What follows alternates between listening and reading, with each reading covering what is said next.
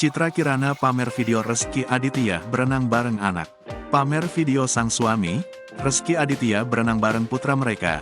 Citra Kirana seolah tak memperdulikan isu yang menerpa suaminya. Diketahui, rumah tangga Citra Kirana dan suami kembali diterpa isu tak sedap, seusai video tak senonoh mengaitkan nama Rezky Aditya, viral di media sosial. Alih-alih menanggapi isu tersebut, Citra Kirana justru asik liburan bareng Rezky Aditya. Dalam unggahan Instagram Story, Rezky Aditya terlihat tengah menemani anaknya bermain di kolam renang. Sementara Citra Kirana mengawasi dan merekam aktivitas keluarga kecilnya itu dari tepi kolam. Lanjut lagi abis main ke pantai, mandi, sekarang berenang, ujar Citra Kirana dikutip Senin, tanggal 26 Desember tahun 2022. Momen kedekatan mereka ini seakan menunjukkan bahwa keduanya tidak terusik dengan kabar miring yang sedang menerpa Rezky Aditya.